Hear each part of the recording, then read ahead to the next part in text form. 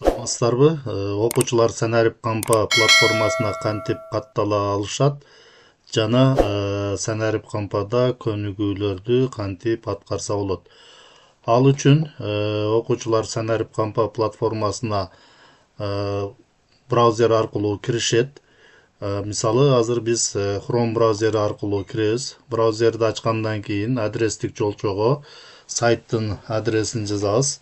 Сайттын адреси stem.edu.go.kg деп жазып туруп, Enter клавишасын басканыбызда Санарип Кампа платформасынын башкы бети ушундай болуп жүктөлөт. Бул жерден которууну сунуштаса, бул терезени вкладканы жаап коебуз. Андан кийин окуучулардан ушундай сайттын башкы бети ачылгандан кийин окуучулар Санарип Кампа платформасына катталуу керек. Катталуу үчүн төмөн жакта, жогору жакта, оң тарапта кирүү деген баскычты басат. Эгерде окуучуга кыргыз тилинде иштөө ыңгайлуу болсо, кыргыз тилин тандайт. Эгерде орус тилинде иштөө ыңгайлуу болсо, орус тилини тандап алса болот. Катталуу үчүн оң тарапта турган кирүү баскычын басабыз. Кирүү баскычын басканда кийинки бет ачылат. Бул жерден окуучу дегенди тандайбыз. Окуучу дегенди тандаганда кийинки бет ушундай болуп ачылат. Бул жерден окуучу биринчи кезекте катталуудан өтүш керек. Катталуудан өтүү үчүн бул жерден катталуу деген баскычты басабыз. Катталуу деген баскычты баскандан кийин электрондук адрес деген жерге окуучу өзүнүн электрондук поштасынын адресин жазат. Электрондук поштасынын адресин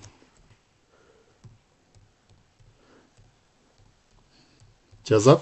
Жазгандан кийин экинчи сапка пин деген жерге пинди жазат. Айта кетчү нерсе, кайсыл саптарда жылдызча белгиси турса, ошол саптарды окуучу милдеттүү түрдө толтуруш керек. Пин деген жерге окуучу өзүнүн иниен номерин жазат.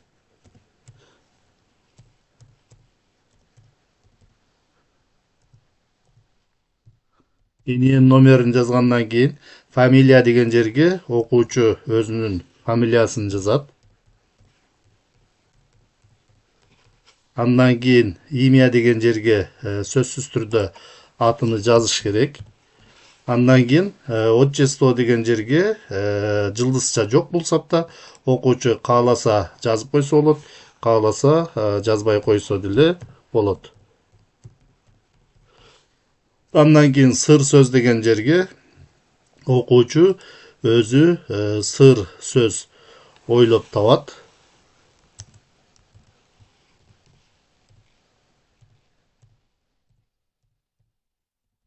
Сыр сөз ойлоп жазат.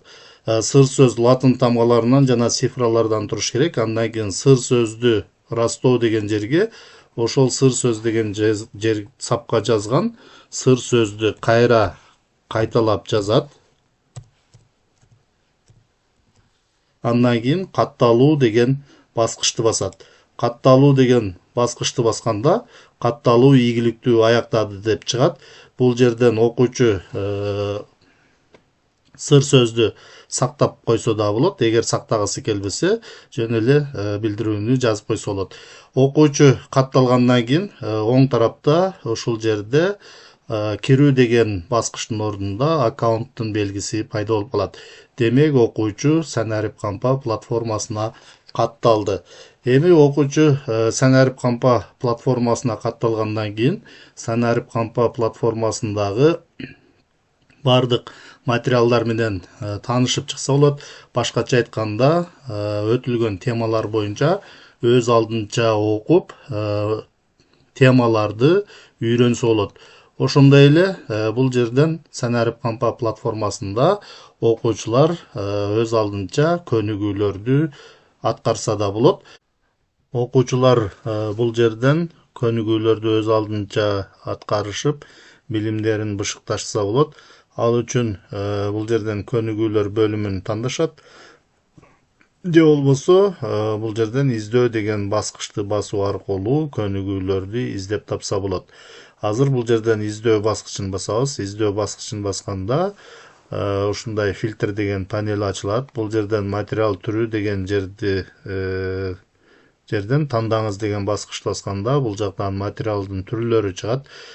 Китеп деген бөлүмдөн окуучулар китептерди жүктөп алып окушса болот. Ошондой эле 3D моделдер, симуляторлор, лаборатордук иштер жана башка материалдар менен таанышса болот. Көнүгүүлөр менен иштөө үчүн көнүгүүлөр дегенди тандашат. Андан кийин предмет деген жерден кайсы предметтен көнүгүүнү аткара турган болсо, ошол предметти тандайт. Мисалы бул жерден алгебра предметин тандайлы. Андан кийин класс деген жерден окуучу өзү окуган классты тандайт.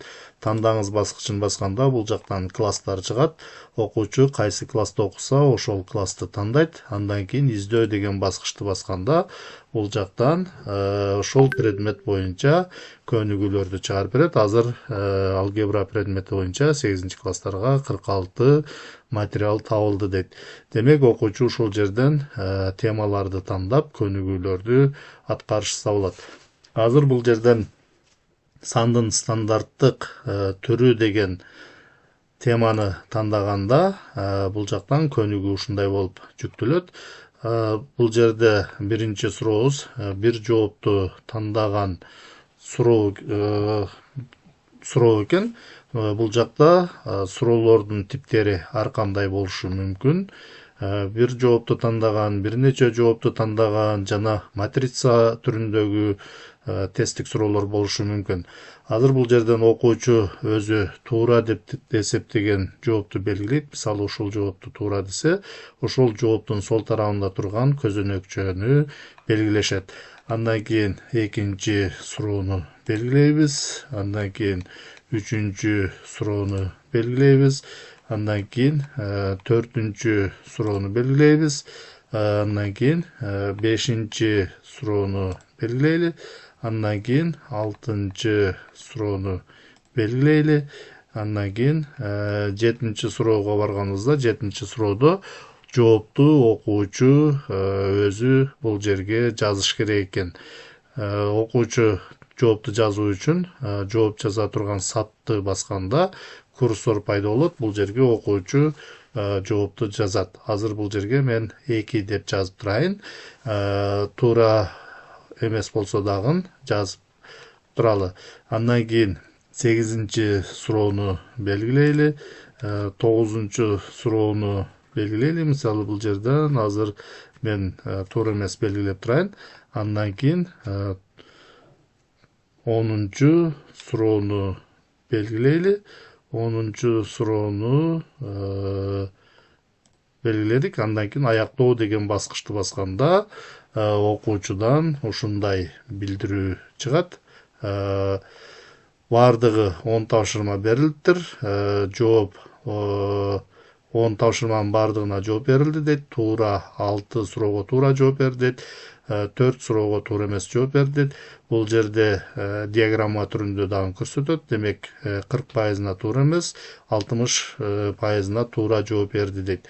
Окуучу эгерде тесттен кайра өтүүнү кааласа, бул жерден кайра өтүү деген баскычты басып, тесттен кайра өтсө болот. Ошондой эле жыйынтыктарды көргөзүү деген баскычты басканда, бул жака окуучунун жыйынтыгын көрсөтөт. Башкача айтканда, окуучу жооп берген жоопторду көрсөтөт. Окуучу кайсы суроого туура жооп берген болсо, ошол суроо жашыл түстө болуп калат. Бул жерде сиздин жооп деген жерде окуучунун берген жообу көрүнөт. Кийинки суроо дагы туура, бул суроо дагы туура. Төмөн жакка түшөрүз. Төмөн жакка түшкөндө кайсыл суроо кызыл түстө болсо, демек ошол суроого туура эмес жооп берген болот. Бул жерде окуучунун жообу көрүнүп турат. Туура жоопту көрүү үчүн жоопту көрсөтүү деген баскычты басканда туура жоопту көрсөтөт. Бул жерде дагы туура эмес жооп берген. Бул жерде окуучунун жообу туура жоопту көрүү үчүн жоопту көрсөтүү дегенди басканда туура жооп чыгат. Бул жерден дагы жоопту көрсөтүү, туура жоопторду ушундай кылып көрсө болот. Андан кийин бул жактан комментарий жазыңыз деген жерге окуучу кайсыл суроолорго түшүнбөй калган болсо же кайсы суроолор боюнча көйгөйлөр бар болсо ушул жака комментарий жазып жөнөтүү баскычын басуу аркылуу комментарий калтырса болот. Ушундай кылып көнүгүүлөрдү аткарышат.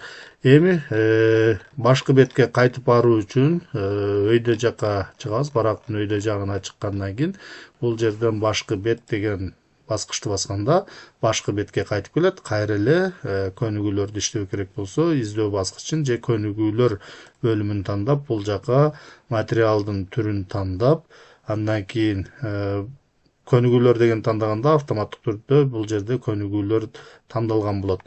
Предметти тандап, классты тандап, кайрадан көнүгүүлөрдү аткарса болот.